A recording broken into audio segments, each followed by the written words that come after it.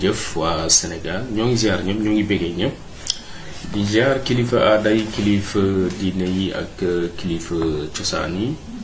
Bon ñëwaat nañu beneen yoon ci vidéo bi comme ni ñu koy defee saa su ne bu ñu nammee wax ci lu soxal suñu réew di leen wax ni mission bi sacerdoce la du gis leen ma du bëgg a wax lu ñu neex du tamit par parlo c'est-à-dire far ci benn parti politique man awma parti politique benn parti politique laa am mooy le Kama la terre-mère mooy Afrique lu arrangé Afrique ci loolu laay wax. lu ma doon sax soxlaw ma ngeen xam ko fu ma juddu fu ma yaroo soxlaw ma ngeen xam ko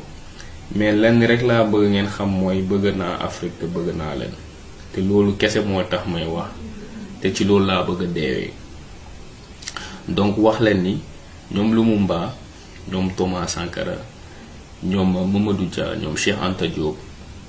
ñoom ñëpp dañ fi nekkoon xeex ba tey ñun liberté gu ndaw gi am ni bu ñu am ni ñoom ñoo ko waral donc ñoom bu ñu demee ba nekkuñu fi ñun bu fekkee dañoo gore su fekkee dañoo gore dëgg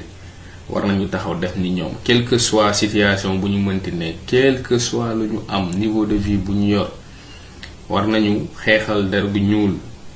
ñeneen xeet yi boo leen gisee tey ñu dominer adduna bi boo leen gisee tey ñu dominer nit ku ñuul ba ñu jël ñu def ñu ay sagar ay fobeerekaay c'est parce que ñoom dañoo am cohésion seeni biir amul ku ñàkk ak ku am amul ku xees ak ku xeereer ak ku ñuul kuk amul ku njool ak ku gàttu amul ku rafet ak ku ñaaw ñoom ñépp ànd mbooloo di xeex pour seeni peuple seeni communauté mën a occuper les devants de la scène mondiale. ñun nag africain dañoo bëgg a créer exception chaque fois dañuy xaar ba ñu laal ñu ba pare ñu soog a yuuxu alors que nit ki da ngay xëy dee si defar sa bopp defar sa xeet sa peuple ñun loolu la ñu gëm. donc Lumumba dafa waxoon wax ju am solo mu ne si vous ne luttez pas vous n'obtiendrez rien aujourd'hui et demain. donc dafa leer Sankara ñëw mu ne l'esclave qui n'est pas capable d'assumer sa révolte ne mérite pas que l'on s'apitoie sur son sort. Cet esclave répondra seul à son malheur s'il se fait des illusions sur la condescendance suspecte de ses maîtres qui prétendent la franchir. Seule la lutte libère. ñooñu nag daanuñu woon wax kese yem fii dañ doon wax di xaj ci dóorandoo nekkoon benn ba yàlla def lu mu def nag ñi bàyyil nañu fi dara lu am solo sax mooy liberté bu ñu am tey da ngeen defe ne ñooñu bu ñu xeexutoon ñun li nañ ko am tous duñ ko am. donc ku bëggut xeex traître nga loolu mooy wax ji man noonu laa koy gisee ku bëggut xeex traître nga dafa mel ni da nga nangu te boo leen bëggut xeex tamit ngeen tëj seen gat ngeen bàyyi ñu war a xeex ñu xeex loolu mooy wax ji. mbir mi waxante dëgg la du reewandu parce que nit ku ñuul il faut que ñuy nangu defar suñu bopp suñu biir ba pare ñu soogu nag bëgg a wax ñenn yi lii lañ ñu def parce que mënuñu jël suñu life éternellement di nekk ay victimes di victimiser wu éternellement loolu moo war a jeex parce que lu bëri ci lu ñuy dund tey suñu responsabilité la parce que on est dominé par notre ego ku nekk sa bopp rek yow sóoraale loo war a xeex sa pour sa doom ji sa jarbaar gi ak sa sët gi di ñëw yow sa bopp rek alors que nasaraan gi melut noonu donc il faut que ñu xam loolu. bu fekkee dañu bëgg a defar suñu communauté suñu peuple il faut que ñëpp fas yéene xeex ngeen bañ a di bàyyi ay nit benn par benn ñuy xeex bu ngeen wooyee sax sur le terrain doo leen gën ba pare ngeen bëgg a changement am dama ne bu ñu naxante révolution yi njëkk am après renaissance ñëw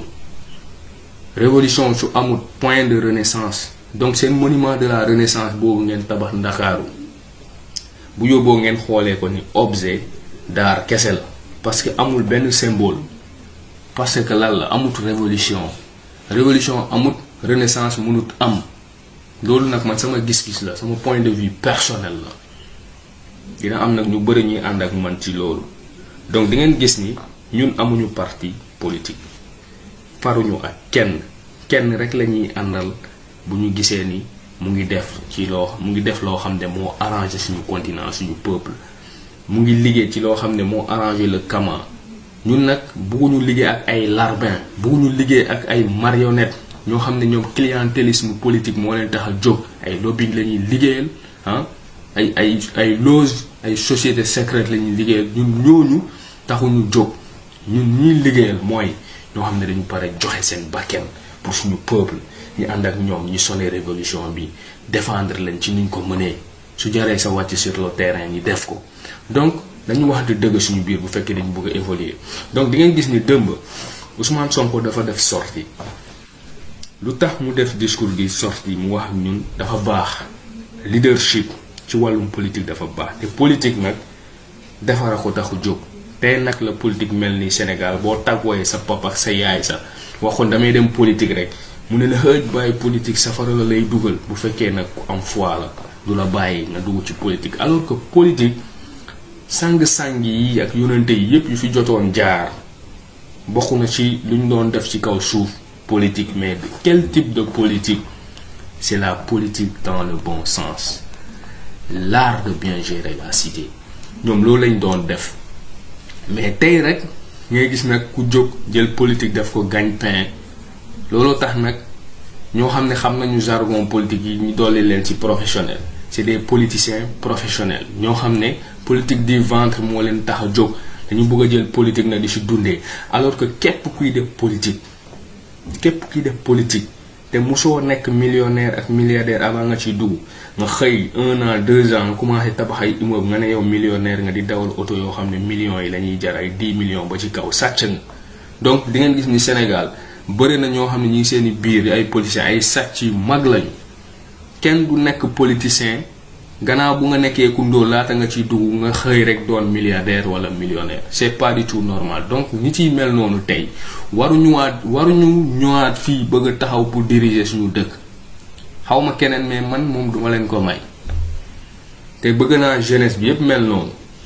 bu leen ko may parce que le changement c'est maintenant ou jamais. te changement bi nag yéen a koy def yéen a koy gëm yéen a war a gëm ni tey Sénégal bu changé c'est parce que jeunesse bay décider. Sénégal nag du mën a changer bu fekkee jeunesse bi day bëgg a toog ci ay grand place ak ay naan Chine ak ay nonsense defarul dëkk. Il faut que ngeen yeewu il faut que ngeen wan gaay ni da ngeen am maturité. Mais du jeunesse boobu may gis ci groupe Facebook bi tey de Dakar parce que yeewuñu.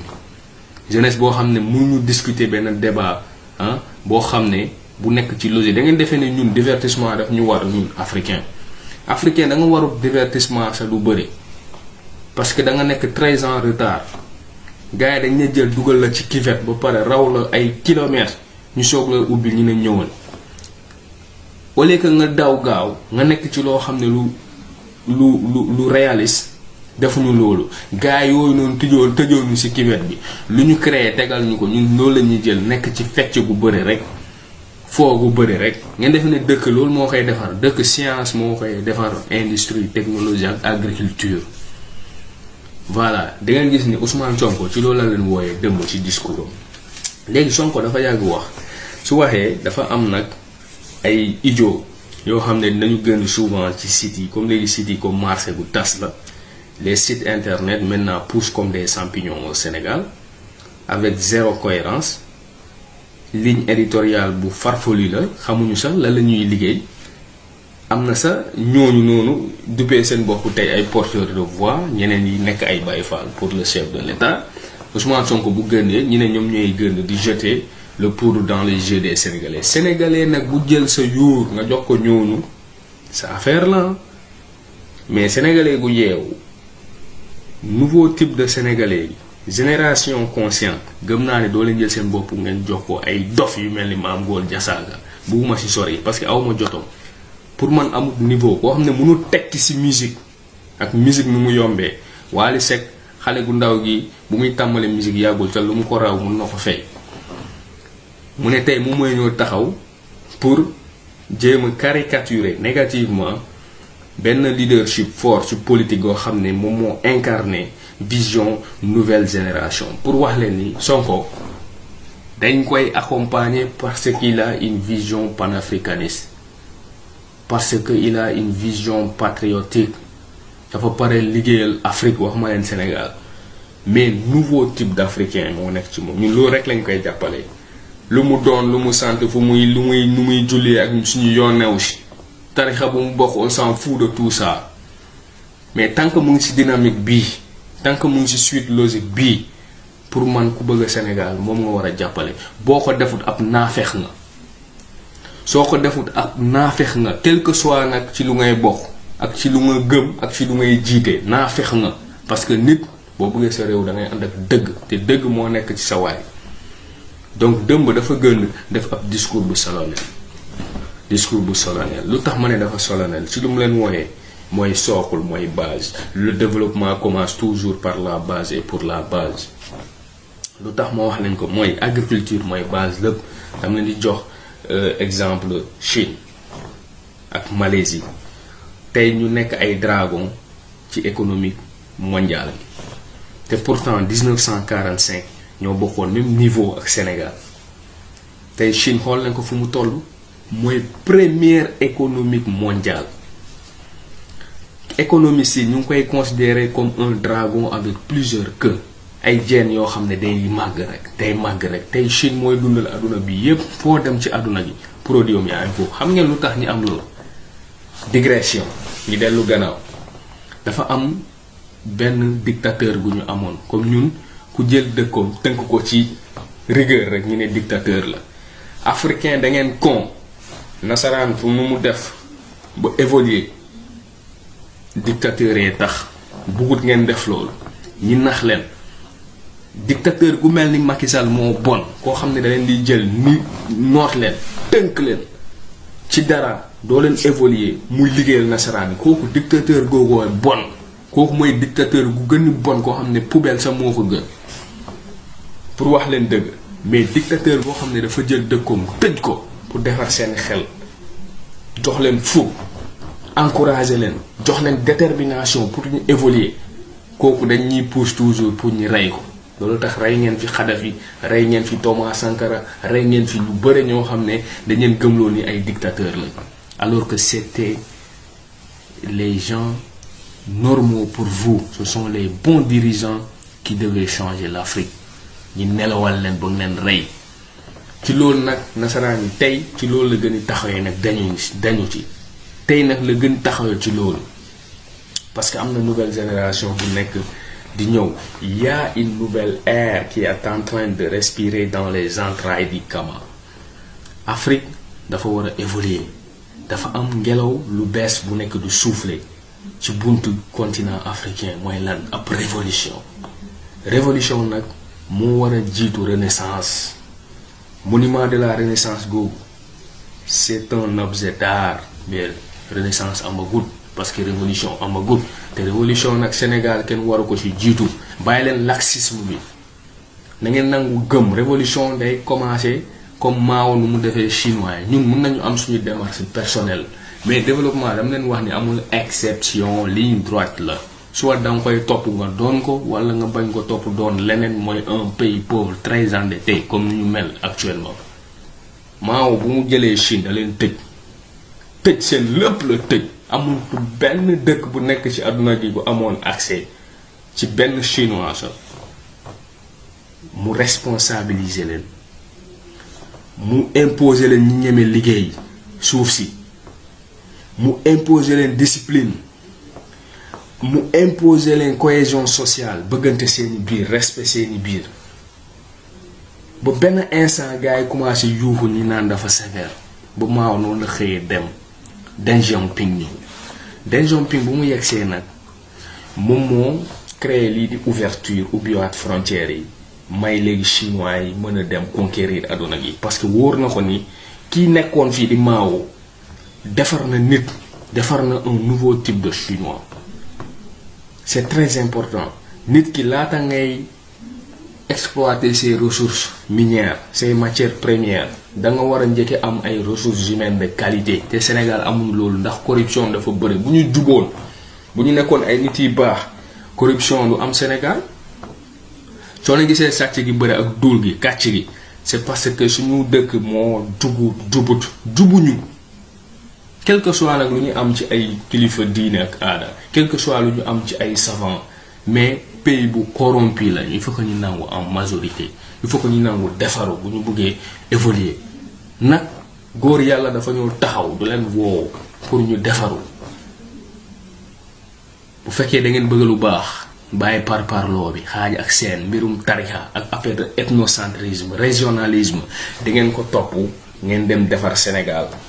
parce que boo leen ko defal ay kaccapan ñoo yor seen dëkk comme nu mu mosoon xew fi jamono Senghor Abdou Diouf Abdoulaye Wade moo si tane woon parce que moom malheureusement bu mu ñëw dafa fekk mu nekk mag xale yi nag dañuy dox ci maanaam parce que mag day ànd ak sagesse ñuy jaar si ginnaawam di sàcc xaalis si nguur gi def lu leen neex tey ñu bëri nekk ci ay milliardaires diggante 2000 ba 2012 ñoom ñëpp ay sàcckat lañ ñooñu tey génération boobu kenn warut ñëw taxaw mu naan day bëgg a jël dëkk bi pour diriger ko jeunesse su Sénégal actuellement ñu juddu 86 ba tey waruñu accepter loolu parce que ñun ñoo war a nekk génération de clôture pour loolu bassesse politique yooyu politique de ventre boobu noonu ñun ñoo ko war a dindi ba mu set wicc biiru Sénégal waruñu nangu mu exister waat pour loolu nag bu mu exister waat mooy il faut mettre un terme ci lii xew mooy génération boobu il faut que ñu supprimer ko pour ñu supprimer ko nag révolution ci la war a am Macky Sall la war a nekk dernier président ci génération boobu génération bu bees na ñëw gis-gis gu bees lañu bëgg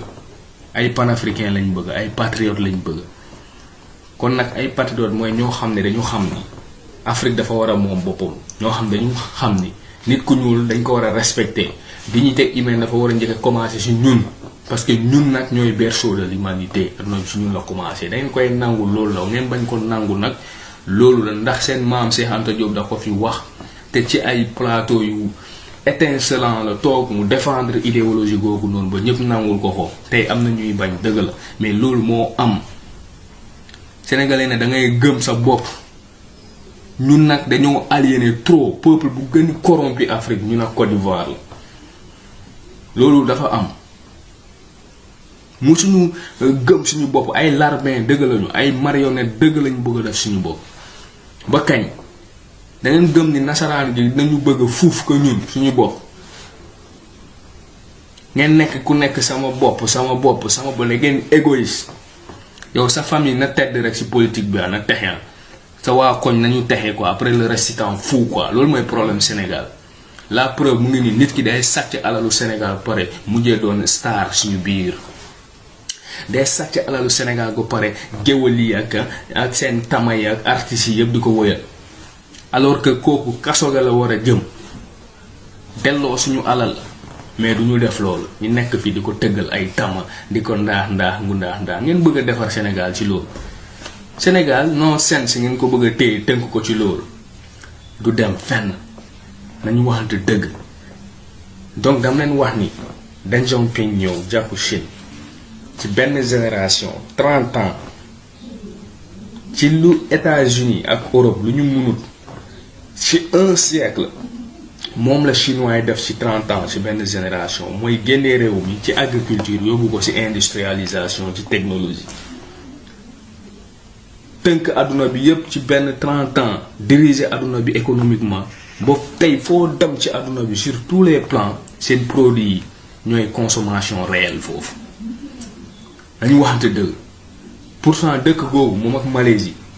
1945 ñoo gënoon dóol Sénégal bu tey kon nag bu ñu demut xanaa ñun yàlla daf ñu defar tënk suñu xel limité ko nañu waxante dëgg dama ne yonente yàlla Muusa bokk na ci couleuram der gu ñuul kaaba bi dafa ñuul bindu alxuraan dañoo ñuul asamaan ci kaw ci biir a biir dafa ñuul nit ku ñuul amul la gën da nga war a gëm sa bopp da nga war a gëm sa bopp Malcolm X bu mu demee aji max pour la première fois bu muy gis kaaba gi pour la première fois da ko gis rek yuuxu bu mu yuuxoo ñi téye ko ñu ko lan la mu ne ndekete kaaba bi dafa ñuul ñu ne ko waaw mu ne kon gëm naa ni yàlla sama borom ku ñuul la kon nit ku ñuul da nga war a am fierté si yow da nga war a gëm nga xam ne puissance si yow la sinon da nga war a disparaître ndax esclavage nekkoon na fi ñaata nit ku ñuul la ñu exterminer mais psychologiquement ñun suñu mentalité yi la ñu war a changer bëggante bi suñu biir xaaj ak seen Ousmane Sonko ñu bëri ñu ngi biiru Sénégal nangoo ñu ko supporter parce que dafa am lu tax dinaa si mës a xuus ba si bee jotagul mais di ngeen bàyyi doomu jàmbur tant que mu ngi nekk panafricain tant que mu ngi nekk ab patriote mu ngi bëgg a joxe bakkanam pour suñu réew pour suñu peuple suñu continent di ngeen ko bàyyi mu liggéey parce que génération consciente bi dina ko fa teg au pouvoir par la force ces cons là vous allez céder le pouvoir c'est noonu la ñu war a def pour changer Sénégal noonu la ñu war a def pour développer Sénégal parce que da leen woo ci agriculture dam leen ne Deng Xiaoping bu mu ñëwee fekk Mao liggéey ci agriculture bu baax dafa jël Chine braqué ko yóbbu ko direct ci industrialisation keneen ki ñëw yóbbu Chine ci technologie tey Chine amul loo koy laaj militairement ci technologie ci production alimentaire ak lu mu mënti doon ci ay jeux de console de divertissement ci lu mu mënti doon ci secteurs yi yépp te du la ko tegal parce que dañoo gëm seen bopp ba ci médecine dañoo gëm seen bopp tey ñi ngi nii suñu suuf yi nekk Afrique yépp ñu ngi koy jënd parce que lan la ñoom ay nitu défi lañu ñun nag sénégalais bu ñu nekk nitu défi ñun nitu tama lañu bëgg a doon ak sabar nekk fii di tëgg ay tam ak fecc bu bëri rek chaque année ñu créer ay fecc yu bees ay woy yu bees loolu dafa defar réew dafa defar réew nan ngay munee am ku mel ni Mame Bamba Mame Baye ak El Hadj Malick Sy ak Cheikh Anta Diop Mamadou Dia Aline Sitoé Diatta Lat Dior ba pare nga mel ni Sénégal yi lay bu tey après ngeen defe ne yéen a gën a yeewu yeneen africains yi ubbi leen seeni brin demaguñu fenn donc pour wax leen ci gàttal Ousmane Sonko fu mu leen di wooyee ci discours yu mbéy gi mooy sookul bi mooy base yu développement ku ko wuyu ci loolu bëgg nga yeewu ku ko wuyu ci loolu ci non sens nga bëgg a ne politique di vente daw ci ginnaaw ay nit di tàccu di campagne man alhamdulilah bu ma juddoo ba tey musuma daw ci ginnaaw benn cortège sama ruux bi moo ma dimbale ci loolu mais tey bu ma demee ba nekk mag dama xam ni ñun ay dof dëgg lañ parce que bëgguñu yeewu benn groupe a fi ne depuis jamono Senghor ba tey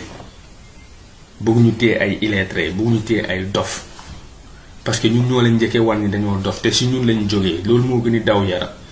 nga jàng ci biir réew mi am sa bac nga dem bitim réew nekk ab docteur ci tel ou tel domaine nga ñëw war a servir sa peuple nga ñëw nax leen ëlbatiku di liggéeyal ay multinationales contre sa intérêt peuple après nga bëgg a yow ñu woy la républicain ak patriote c'est faux amul plus faux que ça c'est des faux types la majorité de nos hommes politiques au Sénégal et en Afrique c'est des faux types c'est des corrompus ce sont eux là les problèmes de l'Afrique et tant qu'ils sont au pouvoir tant qu'ils sont accrochés au pouvoir on n'ira nulle part donc il faut les balayer le plus rapidement possible car le temps passe. Time is money, lost time is never found again. Il faut qu'on y ñeme fay.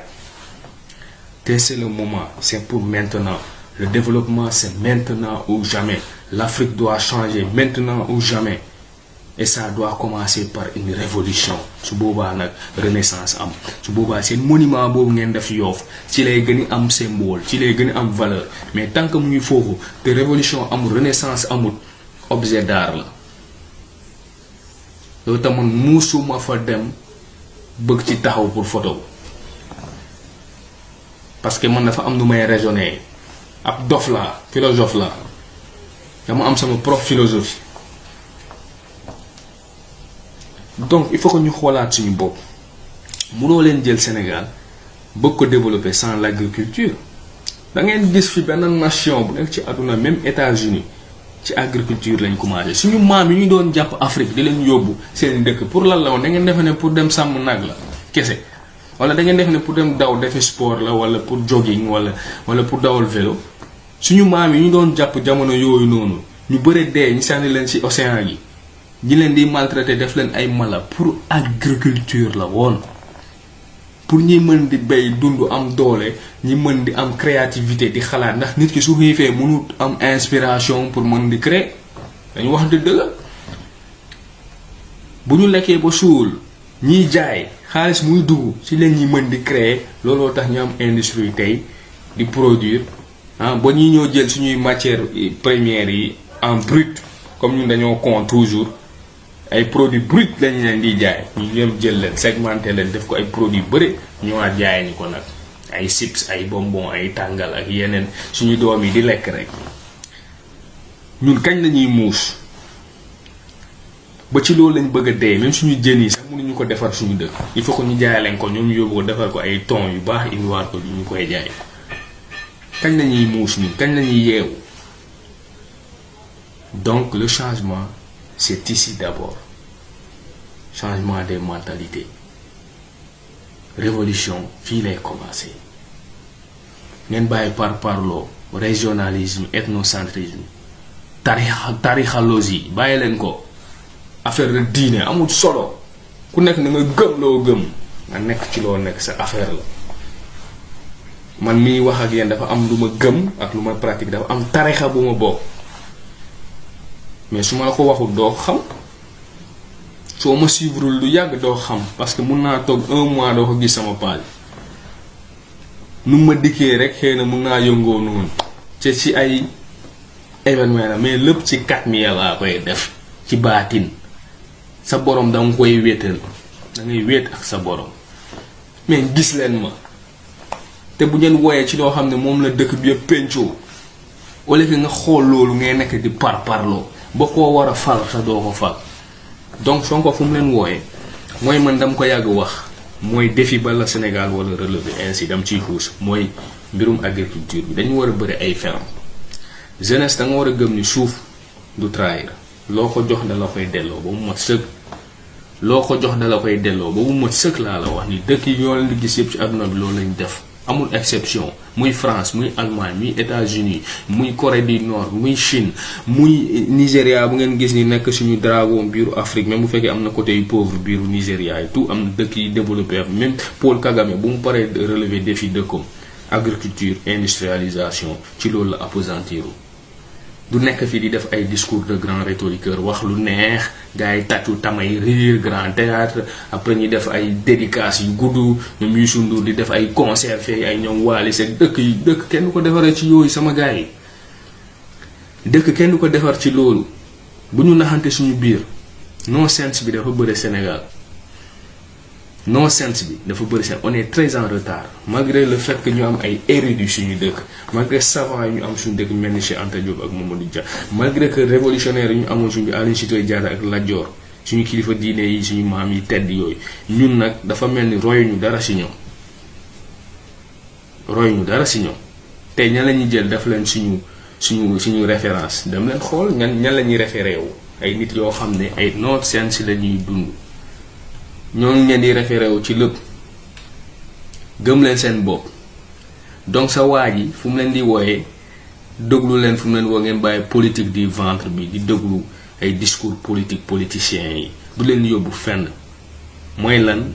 agriculture c'est le socle c'est le levier de tout développement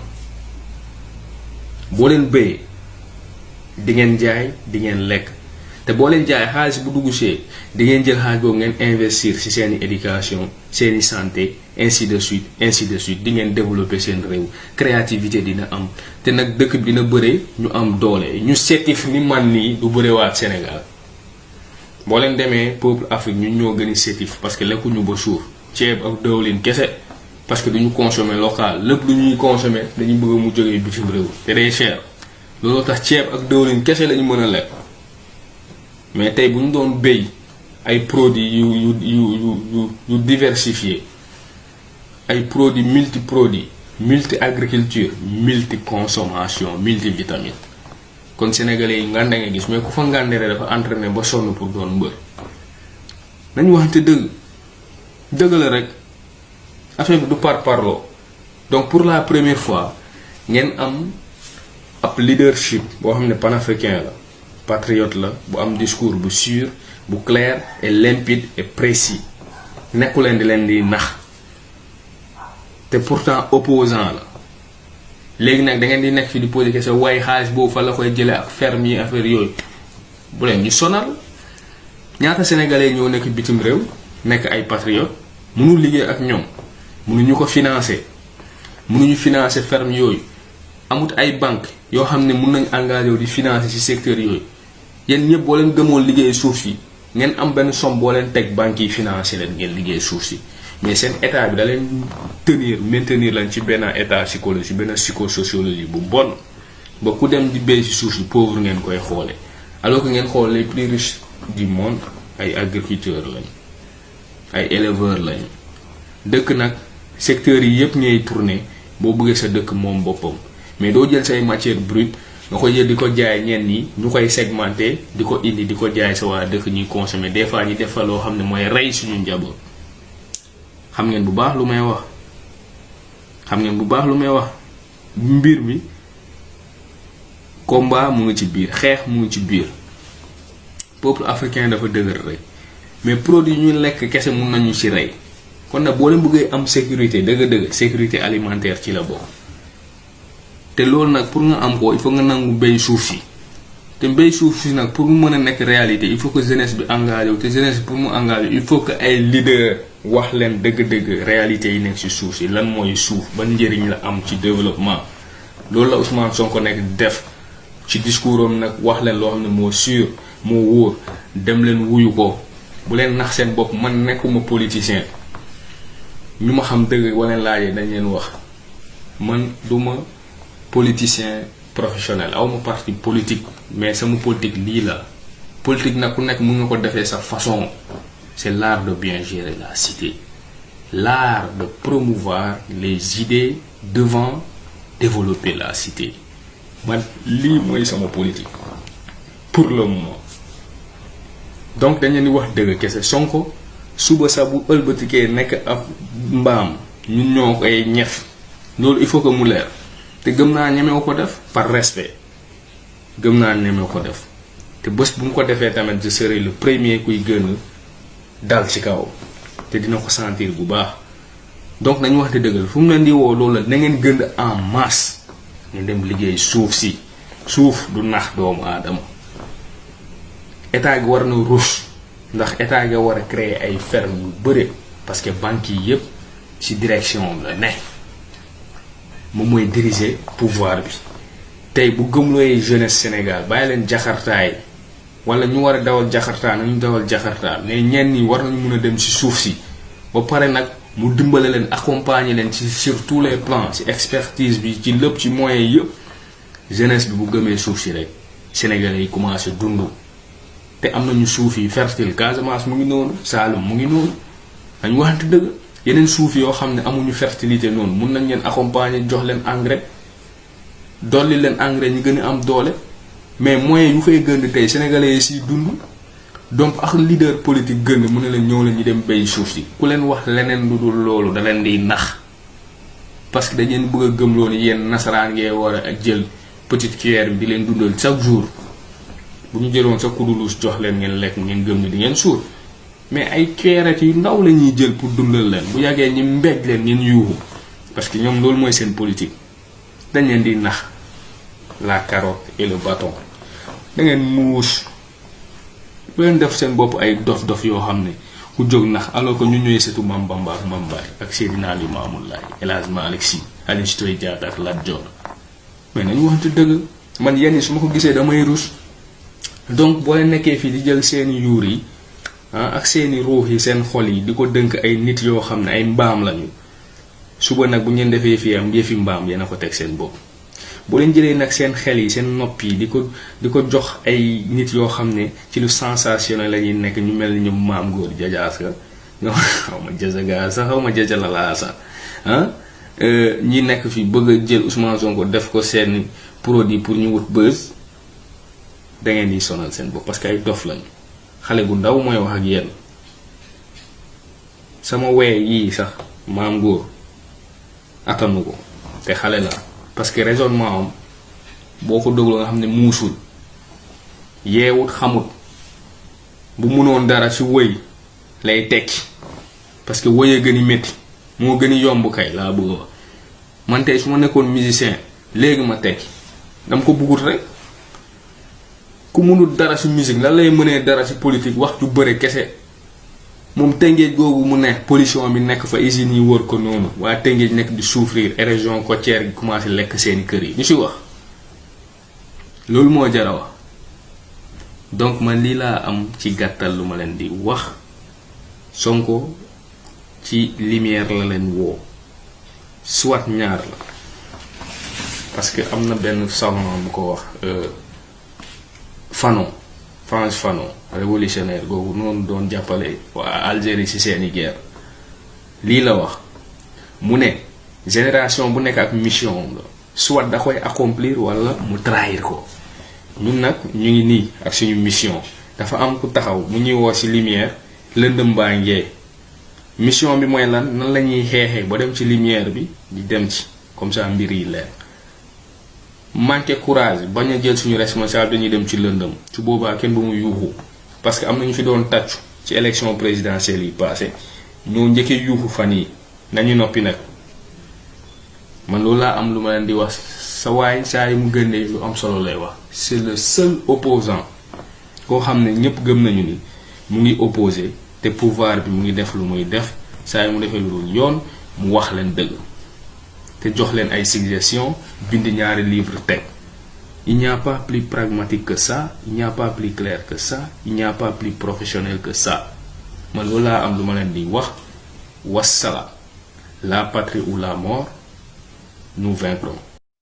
Bonjour chers internautes, n'oubliez pas de vous abonner sur notre chaîne YouTube OSR Monde et activer la cloche pour ne rater aucune de nos prochaines vidéos. Merci. bàyyi xel OSR Monde bu leen fàttee abonné waaye tamit bu leen fàttee bës cloche bi ngir ngeen am bépp vidéo boo xam ne dugal nañ ko ci tàng-tàng bi.